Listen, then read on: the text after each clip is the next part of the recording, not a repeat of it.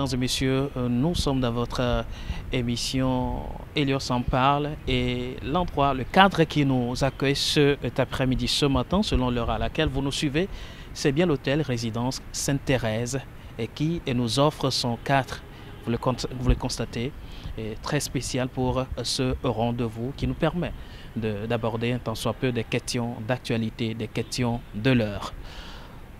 5 octobre 90, 5 octobre 2020. Ce jour-là, il y a cela 30 ans bien évidemment, un vent a soufflé et l'espoir était de faire naître ou de voir ce qu'on appelait la démocratie, qui devrait peut-être changer tout à coup d'une baguette magique. Nous sommes déjà à 30 ans. Devra-t-on parler d'un espoir déçu?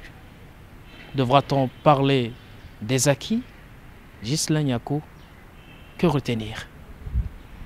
Oui, ça fait 30 ans qu'un mouvement populaire qui a marqué l'histoire de notre pays et qui continue de le marquer a fait tomber la dictature de feu Gnassingbé Eyadema. Je sais que le professeur reviendra en long et en large sur les circonstances, comment réellement les choses se sont passées. Mais je me prête à dire que pour nous, aujourd'hui, en faisant un peu le tour de ce qui s'est passé à cette époque, des revendications qui étaient portées à cette époque et où on en est aujourd'hui, certaines choses ont changé. Par exemple, nous avons plus de liberté d'expression. Nous avons le pluralisme politique qui n'existait pas. Vous l'imputez à ce mouvement? Bien sûr, bien sûr. Et il faut inscrire ce mouvement, d'ailleurs, je pouvais en revenir, dans un élan beaucoup plus international, hein, qui n'est pas venu du Togo. Ça a commencé avec la Gaule, voilà, le vent de l'Est, le discours de la Gaule, etc., qui était favorisant, hein, pour que ce mouvement arrive. Mais en même temps, c'est aussi la volonté, l'engagement des Togolais à l'époque, des jeunes Togolais à l'époque, de vouloir aller de l'avant sur la question de la démocratie, de plus de liberté. En fait, c'est la recherche de la liberté des citoyens qui a permis, qui a poussé à cette explosion sociale à l'époque. Et donc, les choses qui étaient attendues, c'est naturellement cette démocratie avec pluralisme, avec la question aussi de l'alternance, voir d'autres gérer le pouvoir. Et c'est sur cet aspect précis de l'alternance que nous n'avons pas eu de résultats. Très bien, nous allons revenir là-dessus. Alors, professeur Togouata, eh bien, il y a de cela 30 ans, retranché de mon âge, j'étais encore jeune, tout comme monsieur Ghislain Niakou. C'était un gamin. Tout à fait. Et donc, vous avez vécu cet événement, vous parliez tantôt de la pluie de pierres. Faites-nous revivre un tant soit peu. Non, vous voyez, bon, le 5 octobre, il y a eu des antécédents qui ont provoqué la chose. C'est-à-dire que, déjà au niveau de l'université, avec le collègue Renou Madji Afan, nous avions lancé la revue Propos scientifiques et autour du slogan de la libération de la parole. Hein. Et nous avions comme devise « battre la campagne pour chasser les mythes ». Donc, nous avions dit aux gens, aucune loi, même sous cette dictature militaire de parti unique, n'interdit de parler. Donc, parlons. Mais parlons, disons la vérité, disons les choses telles quelles. Il ne faut pas calomnier, il ne faut pas mentir, etc. Et puis, il faut assumer ce que l'on dit. Et non pas lancer des tracts anonymes, etc., etc. Finalement, le mouvement était très suivi, les conférences partout, les intellectuels de la place, les avocats, beaucoup de gens venaient suivre, etc. Et on aidait des gens même à faire des conférences publiques. Donc, c'est dans ce mouvement-là que s'il y avait un ras-le-bol, si ça a été suivi à l'université, c'est que déjà les esprits étaient déjà préparés et on les a encore améliorés pour justement réclamer le changement, réclamer leurs droits. Donc, lorsque le 5 octobre est arrivé, suite à des procès faits à des étudiants qui avaient lancé des tracts anonymes contre le régime, eh bien, qu'est-ce qui s'est passé? On les a arrêtés et on les a jetés en prison où ils étaient torturés. Certains de ces étudiants à leur sortie m'ont même dit que pendant qu'on les torturait, à midi, RFI donnait les infos et on a parlé d'eux. Et les tortionnaires disent, quoi? Mais qui êtes-vous? Comment vous, la petite personne, ne connaît? Et on parle de vous sur RFI? Mais qu'est-ce que ça veut dire? Ils ont cessé de les torturer parce qu'à la Ligue togolaise des droits de l'homme, à l'époque, j'en avais alerté la FIDH, Amnesty, tous les réseaux, etc., le gouvernement français, etc., et ça a pu sauver la vie de ces jeunes étudiants. Donc, la torture a cessé et puis on les a jetés en prison pour faire un jugement. Et ce jour-là, c'était le rendez-vous de tous les étudiants, de tous les jeunes, hein, armés de pierres, qui avaient entassé des pierres dans quelques coins, là, tout autour du tribunal. Et dès que la sentence était prononcée, de condamnation était prononcée, ben, c'était les cris, l'hymne national qui se chantait en plein tribunal, hein, et les militaires qui tapaient sur les jeunes chantant l'hymne national. Ah oui. Et après, ben, ils ont été dispersés, et puis les pierres ont commencé à pleuvoir. C'était du jamais vu au Togo. Depuis 1967 que la dictature continue. Donc ça faisait 27 ans. 27 ans, c'était du jamais vu. Et Adema a contesté publiquement dans la rue comme ça, avec des cailloux, et les Togolais qui s'attaquaient à tous les symboles de l'État, ils entraient dans des administrations, dans des bureaux, arrachaient le portrait d'Adema, le réduisaient en miettes, hein, et même attaquaient des voitures avec des plaques d'immatriculation verte, avec le Big Boss assis derrière, qui sortait à coups de gifle, etc. Bon, alors que c'était peut-être de pauvres fonctionnaires innocents, mais le fait était là que le régime était vraiment contesté. Et après le 5 octobre, c'est des séries d'émeutes qui ont suivi jusqu'à la lagune de Baie, où on a massacré une trentaine de personnes là-bas. Et c'est-à-dire qu'on a voulu, la terreur ne marchait plus, donc il faut ajouter à la terreur, augmenter la terreur. Donc on tire sur les gens. Plus les gens tiraient, plus les gens s'indignaient, plus ça sortait. C'était devenu un cycle infernal que le pouvoir ne contrôlait plus. Donc 5 octobre, c'est une date clé du mouvement démocratique togolais qui devrait être célébrée tôt ou tard parce que c'est la date de départ de tous les sacrifices, de tout le sang versé par tous ceux qui ont voulu le changement dans ce pays. Donc le 5 octobre, c'est une date très, très, très importante parce que ce jour-là, je crois qu'il y a une expression, les dieux sont tombés sur la tête ou sur la terre, ils sont tombés du ciel, hein, parce qu'il y a des mains avec l'animation, il faisait figure de Dieu de la terre.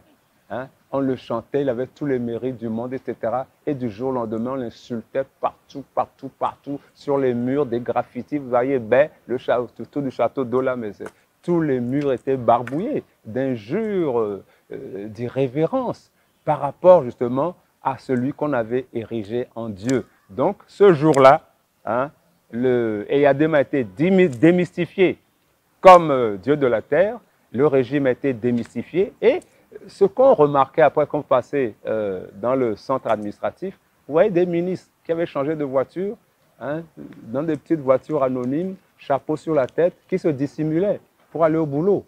Donc la peur avait changé de camp à partir de ce jour-là. Voilà un peu ce que je peux dire brièvement. On n'a pas le temps de développer. Un tableau hallucinant, peu rassurant, mais aussi qui cache la terreur. Mais à ce jour, est-ce que ces sangs sacrifiés ont véritablement obtenu gain de cause?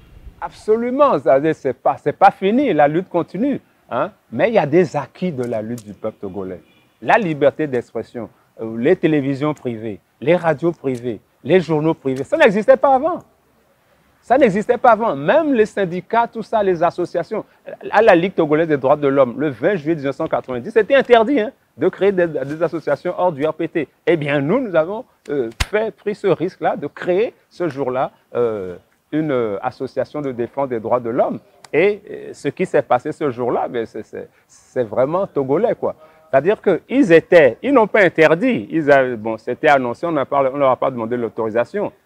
Bon, il y avait des mouchards, des services secrets, la pirogue, qui voulaient voir qui est venu, peut-être des photos, prenaient même des photos secrètement, etc.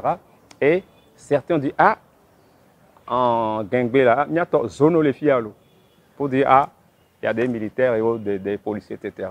Et beaucoup ont pris la fuite, ne sont pas restés pour faire le truc. Bon, la réunion a commencé, et encore, pendant la réunion, un officier de gendarmerie a été chopé. Il était capitaine, et les gens disent, jetez-le dehors, etc. Les gens disent, non, non, non, laissez-le assister, pour qu'il aille rendre compte à son chef et à des mains que nous ne sommes pas là pour faire des complots, des crimes, etc., mais c'est pour la défense des droits de l'homme. Ben, dès que nous sommes à Paris, ils nous ont pris pour des ennemis. Hein, ils nous ont refusé de nous donner le récépissé et tout. Mais c'est 16 ans après, c'est en 2006 qu'on a obtenu le récépissé. 16 ans après notre existence. C'est pour vous dire qu'on leur a dit que les droits de l'homme, ce n'est contre personne. C'est pour tout le monde. Et tous ces officiers, tous ces banquiers nous menaçaient de mort. On va vous tuer, vous allez voir, on va vous tuer, on va vous tuer, on va vous tuer. Eh bien, chaque fois qu'ils sont tombés, eux ou leur famille ont fait appel à nous. On les a défendus. Et on leur a évité la mort, bien souvent, en faisant du bruit autour de leur cas. Si nous avions tué, qui leur aurait sauvé la vie? Ça veut dire qu'il faut qu'ils comprennent que quand tu as du pouvoir, tu es fort, tu es puissant, ton rôle, c'est d'être avec le faible, de le défendre, et non de l'écraser, pour montrer que tu es fort, tu es grand. Mais tu es fort aujourd'hui, demain, est-ce que tu es sûr que tu seras fort? Et souvent, c'est dans le système même que quelqu'un les renverse, etc. Donc, il faut qu'ils comprennent que la dictature, c'est un ogre, un monstre qui dévore ses propres enfants. C'est pour ça qu'ils ont intérêt à faire les droits de l'homme, à respecter le droit, sinon on n'ira pas loin. Très bien. Merci, professeur Togwata. C'était intéressant de vivre cette histoire avec l'ayant vécu. Monsieur Anieko, est-ce qu'il y a lieu de parler aujourd'hui des acquis en matière des droits humains fondamentalement? Puisque la lutte continue, comme vous l'aviez dit. Oui, je pense que le professeur a brossé un peu le tableau par rapport à la question des droits de l'homme. Je l'avais déjà frôlé aussi quand je parlais de la question de l'impunité, des violations des droits de l'homme. Aujourd'hui, la liberté d'expression est un acquis, nous l'avons reconnu. Toutefois, il y a des poches de résistance par rapport à l'avancée des droits de l'homme. Ces poches de résistance se nouent autour de l'usage excessif de la force quand on a des manifestations qui veulent aller vers la contestation du pouvoir. Donc, on a comme l'impression que tout est fait pour protéger le pouvoir. Et quand il y a des manifestations qui vont titiller le pouvoir, des manifestations qui vont porter atteinte au pouvoir, les répressions sont de plus en plus au regard du niveau, à un niveau élevé. Et donc, ça, c'est quelque chose sur lequel il faudra travailler. Il y a aussi la question, quand on parle de droits de l'homme, la question des droits économiques, sociaux et culturels. Aujourd'hui, nous avons de réels problèmes en matière de santé. C'est-à-dire au CHU Lomé ou à l'intérieur. Une fois que vous quittez Lomé, actuellement, nous, on est en train de faire une campagne sur les droits de l'homme et le civisme qu'on a lancé depuis un moment, qu'on va faire sur plusieurs années. Et on va dans les villages où il n'y a pas d'électricité, il y a très peu d'accès à l'eau ou à l'électricité, les gens n'ont aucune information. Et quand vous allez dans ces endroits-là, vous comprenez qu'il ne suffit pas d'être à Lomé autant que nous sommes dans nos bureaux pour dire que nous sommes en train de construire ce pays. Et à plus forte raison quand tu es au pouvoir ou quand tu es dans le gouvernement, je pense que tu dois te réveiller tous les jours en tenant la tête dans les mains, en disant, si tu es un responsable, que qu'est-ce que je fous concrètement pour mon pays? Parce qu'il y a tellement à faire sur les questions des droits de l'homme, le droit, l'accès à l'eau potable. Aujourd'hui, si vous avez même, ne serait-ce que vers Tchévier ici, les gens boivent de l'eau de couleur impossible, pas loin de Lomé. Et donc, imaginez quand on va dans un village un peu reculé, on va de plus en plus vers le nord, tout ça. Il y a des choses qui circulent parfois laissons tomber les fake news, mais la réalité aussi, elle est criarde en matière de développement de ce pays. Quand vous allez, j'aime à le dire toujours, que si quelqu'un veut connaître la réalité de notre pays, il faut quitter un peu Lomé et aller dans les villages reculés. Parfois, tu as envie de pleurer parce que tu te dis, mais c'est quel monde dans lequel les gens sont ici? Ils n'ont aucune information, c'est-à-dire ils sont dans un autre monde. Nous, on a WhatsApp, on se connecte, on échange, on se déstresse même parfois avec ces outils-là. Mais les gens sont dans un autre monde, c'est deux mondes différents. Et donc, pour pouvoir faire le développement, nous savons que c'est les gens des zones rurales qui sont plus nombreux que ceux des zones citadines. Donc, qu'est-ce qu'il y a lieu de faire? C'est de développer ces zones, c'est de leur apporter l'information, c'est de leur apporter l'énergie, c'est de leur apporter tout ce dont ils ont besoin pour leur développement. Quand il y a dans un village quelqu'un est souffrant, pour l'amener à l'hôpital, c'est tout un problème parce qu'il n'y a pas des hôpitaux, il n'y a pas des infrastructures de base. Donc tout ça, c'est du travail qui doit être fait. On a maintenant les maires qui sont là et on voit encore déjà le jeu qui se fait autour de la capacité de ces maires à être libres pour faire leur travail. Le pouvoir doit aller plutôt dans le sens de la recherche continue du bien-être des populations dans toutes les démarches qu'ils ont, au-delà de la question de la conservation du pouvoir. Parce que j'ai comme l'impression que la conservation du pouvoir fait parfois qu'il est difficile de céder sur un certain nombre de pans qui sont utiles pour le commun de tous les Togolais. C'est cela. Je crois que ce sont là des défis auxquels le nouveau gouvernement devra véritablement faire face s'il veut réellement laisser une trace. Alors, professeur, selon vous, un 5 octobre est à tout jamais évitable sur le sol togolais? Bon, le 5 octobre est arrivé. Bon, il y a eu un 19 août 2017 aussi. Bon, la lutte est jalonnée de dates. Hein. Ça veut dire que les gens ne se résignent pas à leur sort, mais qui se mobilisent. Ils attendent que des gens puissent les canaliser, les mobiliser pour opérer ce changement. Comme nous l'avons dit tout à l'heure, le peuple togolais est malheureusement mal servi par son opposition, qui préfère s'autodétruire plutôt que de détruire la dictature. Voilà le grand problème tel qu'il se pose aujourd'hui. Mais la lutte continue parce qu'il y a des acquis. Et ces acquis, les Togolais veulent les améliorer. Parce que le pouvoir aussi veut les supprimer. Vous voyez, toutes les lois scélérates qui ont été créées contre la liberté de manifestation et autres, etc. Donc, et puis, voyez-vous, on interdit, on ferme des radios, des télévisions. Les gens refont les papiers, les formalités, etc. Non, on ne les regarde même pas. Hein, vous qui êtes journaliste, vous êtes au courant de ces choses-là. On ne les regarde même pas. Alors que, et on dit, il vous manque tel ou tel document, etc. Bon, les gens sont mis en règle, mais voilà, depuis 5 ans, 6 ans, 7 ans, 10 ans, eh bien, des organes de presse sont fermés, tout simplement parce que des choses se sont dites qui ne plaisaient pas au pouvoir en place, et c'est dommage.